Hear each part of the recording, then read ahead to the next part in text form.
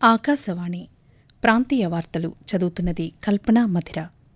ముఖ్యాంశాలు: రాష్ట్రంలోని దివ్యాంగులకు ఏపీఎస్ఆర్టీసీ బస్సుల్లో ఉచితంగా ప్రయాణించేలా దివ్యాంగ శక్తి పథకాన్ని ప్రారంభించిన ముఖ్యమంత్రి నారా చంద్రబాబు నాయుడు. మత్స్యకారుల సమస్యల పరిష్కారానికి ప్రభుత్వం కృషి చేస్తోందని తెలిపిన రాష్ట్ర గనులు భూగర్భ శాఖ మంత్రి కొల్లు రవీంద్ర.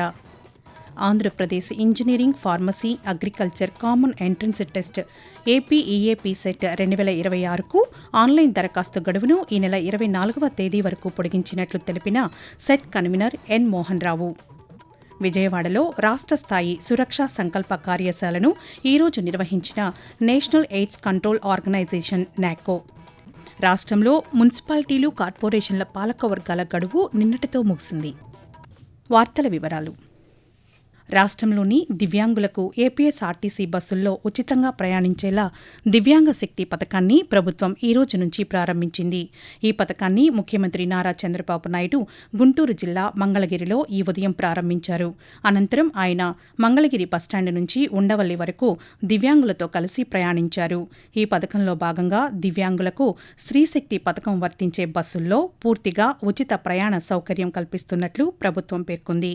40% అంతకంటే ఎక్కువ వైకల్యం ఉన్న దివ్యాంగుల అందరికీ ఈ ఉచిత ప్రయాణ సౌకర్యం కల్పించినట్లు వెల్లడించింది. దివ్యాంగులతో పాటు వచ్చే సహాయకులకు ఈ బస్సుల్లో 50% రాయితీ ఇవ్వనున్నట్లు పేర్కొంది. రాష్ట్ర వ్యాప్తంగా పార్లమెంటు సభ్యులు, శాసనసభ్యులు, ప్రజాప్రతినిధులు, అధికారులు ఆయా ప్రాంతాల్లో ఈ పథకాన్ని ప్రారంభించారు. మత్స్యకారుల సమస్యల పరిష్కారానికి ప్రభుత్వం కృషి చేస్తోందని రాష్ట్ర గనులు భూగర్భ శాఖ మంత్రి కొల్లు రవీంద్ర తెలిపారు. నెల్లూరు కలెక్టర్ కార్యాలయంలో జిల్లా అధికారులు, మత్స్యకార సంఘాల నాయకులతో నిన్న సమావేశం నిర్వహించారు. అనంతరం ఆయన పాత్రికేయులతో మాట్లాడుతూ ప్రైవేటు పెట్టుబడుల ఏర్పాటుతో స్థానికంగా యువతకు ఉద్యోగ ఉపాధి అవకాశాలు పెరుగుతాయని తెలిపారు.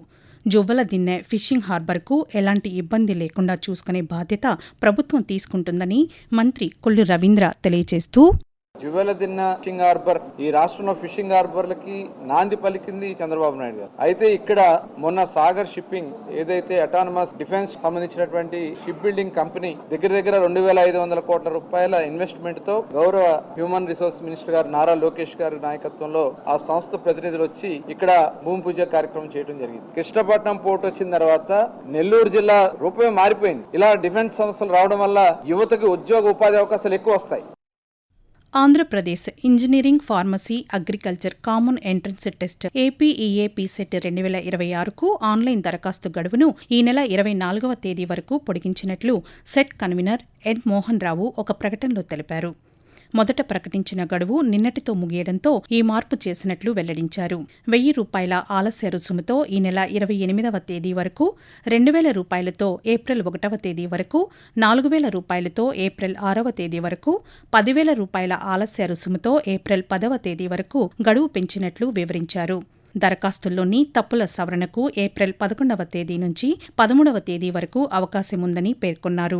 అభ్యర్థులు అధికారిక వెబ్సైట్లోని మార్గదర్శకాలను జాగ్రత్తగా పరిశీలించి దరఖాస్తులు సమర్పించాలని సూచించారు.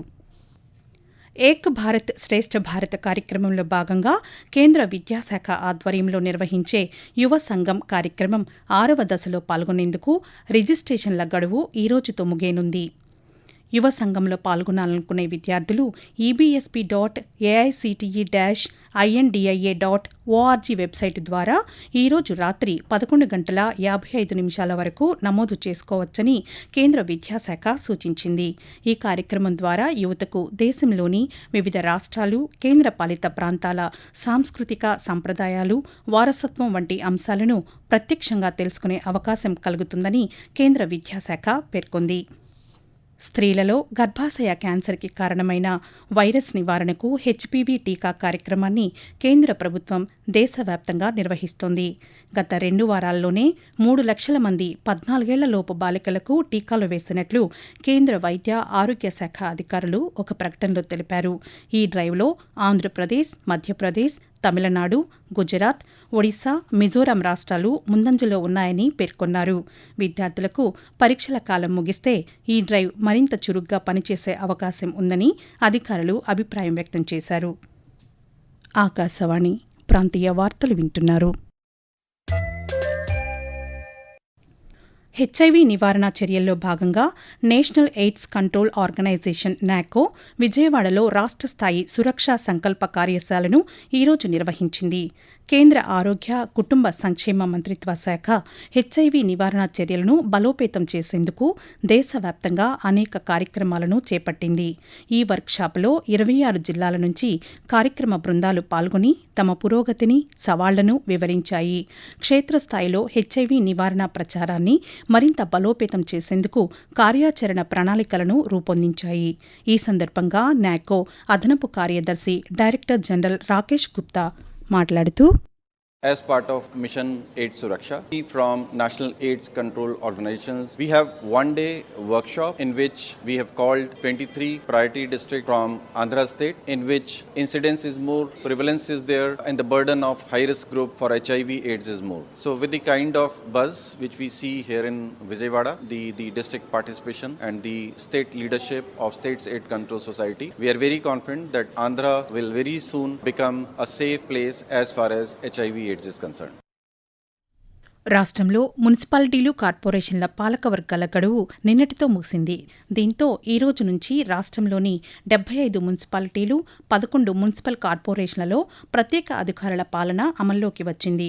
కాగా ఏలూరు మున్సిపల్ కార్పొరేషన్ పాలకవర్గం గడువు జూలై 29తో ముగియనుండగా నవంబర్ 21న మరో 13 పురపాలకాల్లో పాలకవర్గాల గడువు ముగియనుంది.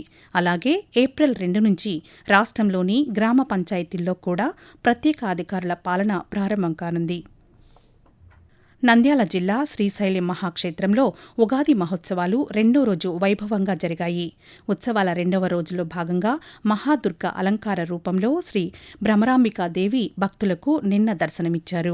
ఆలయ ప్రాంగణంలో ఏర్పాటు చేసిన ప్రత్యేక వేదికపై మహాదుర్గ అలంకార రూపంలో ఆసీనులైన అమ్మవారికి, కైలాస స్వామివారికి అర్చకులు, వేద పండితులు ప్రత్యేక పూజలు నిర్వహించారు.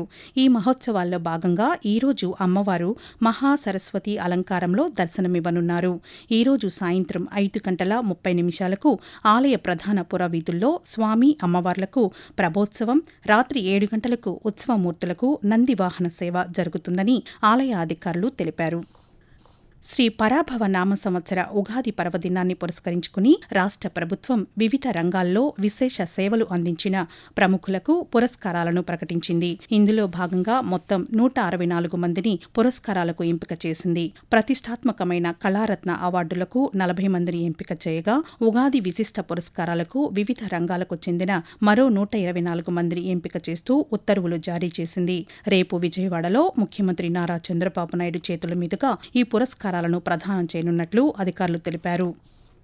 పవిత్ర రంజాన్ మాసాన్ని పురస్కరించుకుని ఈరోజు విజయవాడ ఎస్ఎస్ కన్వెన్షన్లో ముస్లిం సోదరులకు వైఎస్సార్ కాంగ్రెస్ పార్టీ ఆధ్వర్యంలో ఇఫ్తార్ విందు కార్యక్రమం నిర్వహిస్తున్నట్లు వైసీపీ నాయకులు ఒక ప్రకటనలో తెలిపారు.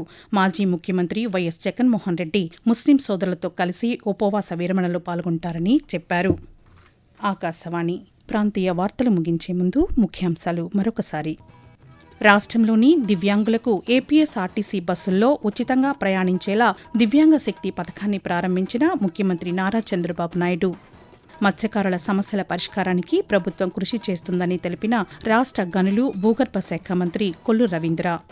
Andhra Pradesh engineering, pharmacy, agriculture common entrance test AP EAP CET 2026కు ఆన్లైన్ దరఖాస్తు గడువును ఈ నెల 24వ తేదీ వరకు పొడిగించినట్లు తెలిపిన CET convener N Mohan Rao. విజయవాడలో రాష్ట్ర స్థాయి సురక్షా సంకల్ప కార్యశాలను ఈరోజు నిర్వహించిన నేషనల్ ఎయిడ్స్ కంట్రోల్ ఆర్గనైజేషన్ నాకో. రాష్ట్రంలో మున్సిపాలిటీలు, కార్పొరేషన్ల పాలకవర్గాల గడువు నిన్నటితో ముగిసింది. ఆకాశవాణి ప్రాంతీయ వార్తలు ఇంతటితో సమాప్తం. తిరిగి సాయంత్రం 6:10 విశాఖపట్నం కేంద్రం నుండి ప్రాంతీయ వార్తలు వింటారు.